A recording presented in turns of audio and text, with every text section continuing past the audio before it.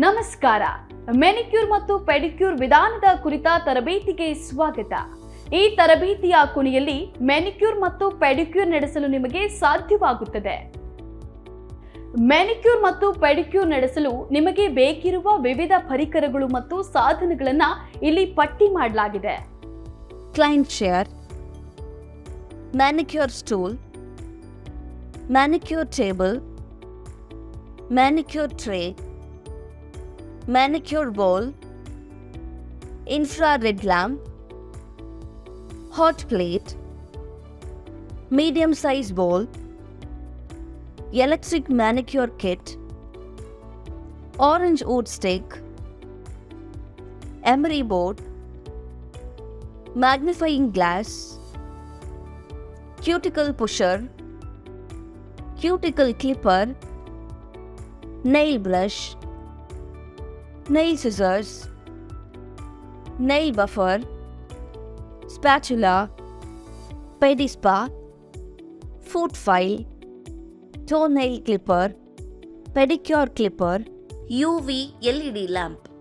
Materials: cotton, nail varnish remover, cuticle oil or cream, whitening pencil, nail varnish, cuticle remover, nail bleachers, nail strengthener, hand lotion and cream, top coat, base coat, liquid hand wash, H2O2, manicure shampoo, vegetable oil, foot cream, foot powder, paper and cotton towels.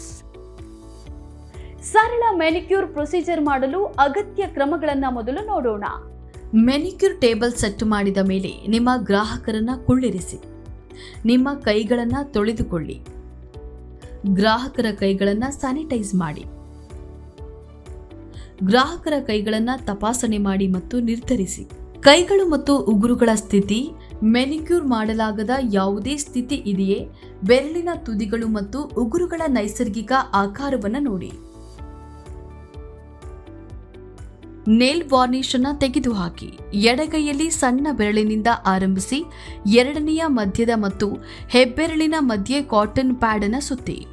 Nail varnish remover ಅನ್ನು ಬಳಸಿ cotton pad ಒದ್ದೆ ಮಾಡಿ.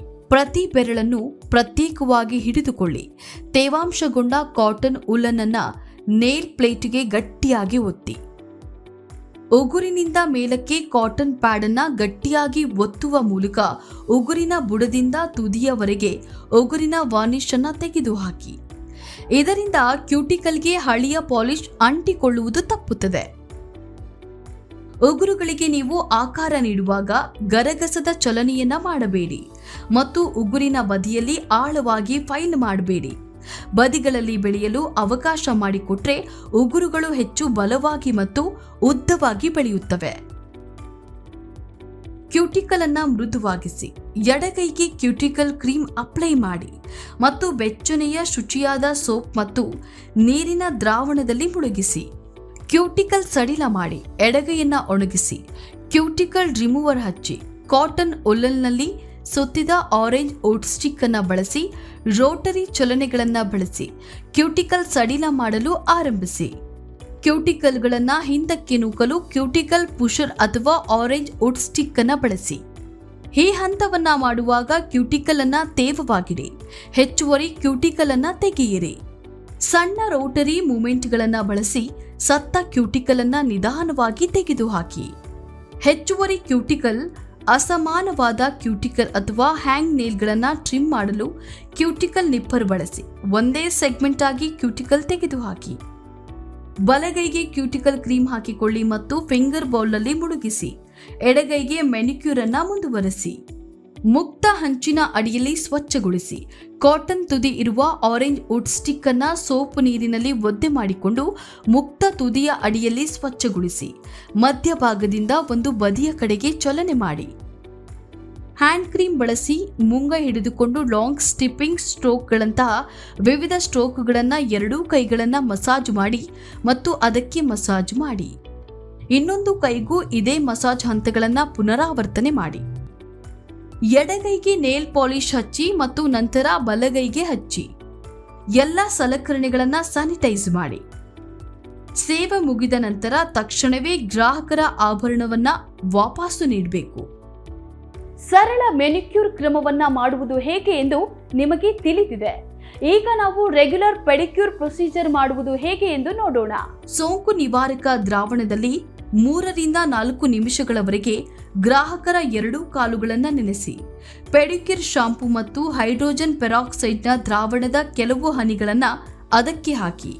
ಕೊಳೆ ಮತ್ತು ಕಸವನ್ನ nail ಪ್ಲೇಟ್ನಿಂದ ತೆಗೆದುಹಾಕಲು brush ಬಳಸಿ ಉಗುರಿನ ಮೇಲ್ಮೈ ಸ್ವಚ್ಛಗೊಳಿಸಿ. ಫುಡ್ ಸ್ಕ್ರೇಪರ್ ಮತ್ತು ಫ್ಯೂಮೈಸ್ ಸ್ಟೋನ್ ಬಳಸಿ ಕಾಲಿನಿಂದ ಸತ್ತ ಚರ್ಮವನ್ನ ತೆಗೆದುಹಾಕಿ. ಎಡ ಕಾಲನ್ನ ನೀರಿನಿಂದ ತೆಗೆಯಿರಿ ಮತ್ತು ಪಾದ ಮತ್ತು ಹಿಮ್ಮಡಿಗಳ ಸುತ್ತ ಚರ್ಮವನ್ನ ತೆಗೆದುಹಾಕಲು ಎಕ್ಸೋಪಾಲಿಯೇಟ್ ಕ್ರೀಮ್ ಸ್ಕ್ರಬ್ಬರ್ ಹಚ್ಚಿ. ವೃತ್ತಾಕಾರ ಮತ್ತು ಉಜ್ಜುವ ಚಲನೆ ಮಾಡಿ. ಪಾದಗಳು ಮತ್ತು ಹಿಮ್ಮಡಿಗಳ ಸತ್ತ ಚರ್ಮದ ಎಕ್ಸೋಪಾಲಿಯೇಟ್ ಮಾಡಿ. ಹಿಮ್ಮಡಿಗಳಿಗೆ ಹೆಚ್ಚು ಒತ್ತಡವನ್ನು ನೀಡಿ. ಬಲಗಾಲನ್ನ ನೀರಿನಲ್ಲಿ ಅದ್ದಿ ಮತ್ತು ಎಡಗಾಲಿಗೆ ಅನುಸರಿಸಿದ ಕ್ರಮಗಳನ್ನೇ ಅನುಸರಿಸಿ. ಎಡಪಾದದಿಂದ ಎಕ್ಸೋಪಾಲಿಯೇಟ್ ಕ್ರೀಮ್ ತೆಗೆದುಹಾಕಿ. ಬಲಗಾಲಿನಲ್ಲೂ ಇದೇ ಹಂತಗಳನ್ನು ಪುನರಾವರ್ತಿಸಿ. ಇಡೀ ಎಡಪಾದಕ್ಕೆ ಫುಟ್ ಕ್ರೀಮ್ ಹಚ್ಚಿ ಮತ್ತು ಮೊಣಕಾಲಿನವರೆಗೂ ಅದನ್ನು ಹಚ್ಚಿರಿ. ಪಾದದಿಂದ ಆರಂಭಿಸಿ ಮೇಲ್ಭಾಗಕ್ಕೆ ಎಫ್ಲುವರೇಜ್ ಅಥವಾ ಉದ್ದನೆಯ ಸ್ವೀಪಿಂಗ್ ಸ್ಟ್ರೋಕ್ಸ್ ಮಾಡಿ ಮತ್ತು ಮೊಣಕಾಲಿನವರೆಗೆ ಮಾಡಿ. ಕನಿಷ್ಠ 5 ಬಾರಿ ಈ ಕ್ರಮಗಳನ್ನು ಪುನರಾವರ್ತನೆ ಮಾಡಿ. ಹೆಬ್ಬೆರಳುಗಳನ್ನು ಬಳಸಿ ಹಿಮ್ಮಡಿ ಪ್ರದೇಶಗಳನ್ನು ನಾದಿರಿ ಮತ್ತು ಕೆಲವು ನಿಮಿಷಗಳವರೆಗೆ ಪ್ರತಿ ಬೆರಳನ್ನ ಪ್ರದಕ್ಷಿಣಾಕಾರವಾಗಿ ಮತ್ತು ಅಪ್ರದಕ್ಷಿಣಾಕಾರವಾಗಿ ತಿರುಗಿಸಿ. ಪಾದದ ಸೋಲುಗಳನ್ನು ನಾದುವುದಕ್ಕೆ ನಿಮ್ಮ ಅಂಗೈಯನ್ನು ಬಳಸಿ. ಗ್ರಾಹಕರ ಪಾದದ ಸೋಲ್ಗಳ ಮೇಲೆ ನಿಮ್ಮ ಹೆಬ್ಬೆರಳುಗಳನ್ನು ಇಟ್ಕೊಳ್ಳಿ ಮತ್ತು ಪಾದದ ಮೇಲ್ಭಾಗದಲ್ಲಿ ನಿಮ್ಮ ಬೆರಳುಗಳನ್ನು ಇಟ್ಕೊಳ್ಳಿ. 3 ರಿಂದ 4 ಬಾರಿ ಪಾದಕ್ಕೆ ಮಸಾಜ್ ಮಾಡಿ. ಪ್ರತಿ ಪಾದದ ಪ್ರದೇಶದ ಸುತ್ತ ಬೆರಳಿನಿಂದ ನಾದಿರಿ. ಇದಕ್ಕಾಗಿ ಕಾಲಿನ ಕಿರು ಮಾಂಸಖಂಡದ ಮೇಲೆ ನಾದುವ ಸ್ಟ್ರೋಕ್ಗಳನ್ನು ಬಳಸಿ. ಪಾದ ಮತ್ತು ಕಾಲಿನ ಮಸಾಜನ್ನ 5 ಬಾರಿ ಮಾಡಿ. ಕನಿಷ್ಠ ಪಾದದ ಮಸಾಜನ್ನ ಪೂರ್ತಿಗೊಳಿಸಿ. ಈ ಮೇಲಿನ ಎಲ್ಲಾ ಹಂತಗಳನ್ನ ಬಲಪಾದಕ್ಕೆ ಮಾಡಿ. 2 ಪಾದದ ಮೇಲೆ ಇರುವ ಹೆಚ್ಚುವರಿ ಕ್ರೀಮನ್ನ ಬೆಚ್ಚನೆ ನೀರಿನಲ್ಲಿ ಅದ್ದಿದ ಟವಲ್ನಿಂದ ಒರೆಸಿ ತೆಗೆಯಿರಿ. 2 ಕಾಲು ಮತ್ತು ಪಾದಕ್ಕೆ ಫುಟ್ ಲೋಷನ್ ಹಚ್ಚಿ. ಬೇಸ್ ಕೋಟ್ ಹಚ್ಚಿ. ನಂತರ ಉಗುರಿನ ವಾರ್ನಿಷ್ ಮತ್ತು ಟಾಪ್ ಕೋಟ್ ಅನ್ನ 2 ಪಾದದ ಉಗುರುಗಳಿಗೆ ಹಚ್ಚಿ. ಪ್ರದೇಶವನ್ನ ಸ್ವಚ್ಛಗೊಳಿಸಿ ಮತ್ತು ಎಲ್ಲಾ ಸಲಕರಣೆಗಳನ್ನ ಸ್ಯಾನಿಟೈಸ್ ಮಾಡಿ. ಉಗುರುಗಳನ್ನು ತೇವಾಂಶಗೊಳಿಸಲು ನಿಯತವಾಗಿ ಕ್ರೀಮ್ಗಳನ್ನು ಹಚ್ಚುವುದು, ಅದರಲ್ಲೂ ವಿಶೇಷವಾಗಿ ನೇಲ್ ಪಾಲಿಶ್ ನಂತರ ಅದನ್ನು ಹಚ್ಚುವುದು ಅತ್ಯಂತ ಪ್ರಮುಖ ಎಂದು ಗ್ರಾಹಕರಿಗೆ ತಿಳಿಸಿ. ಯಾಕಂದ್ರೆ ಬಹುತೇಕ ನೇಲ್ ಪಾಲಿಶ್ ರಿಮೂವರ್ನಲ್ಲಿ ಉಗುರುಗಳನ್ನು ಡಿಹೈಡ್ರೇಟ್ ಮಾಡುವ ರಾಸಾಯನಿಕಗಳು ಇರುತ್ತವೆ. ಪರಿಣಾಮಕಾರಿಯಾಗಿ ಸರಳ ಮೆನಿಕ್ಯೂರ್ ಮತ್ತು ಸಾಮಾನ್ಯ ಪೆಡಿಕ್ಯೂರ್ ಮಾಡುವುದು ಹೇಗೆ ಎಂದು ಈಗ ನಿಮಗೆ ತಿಳಿದಿದೆ. ಧನ್ಯವಾದಗಳು.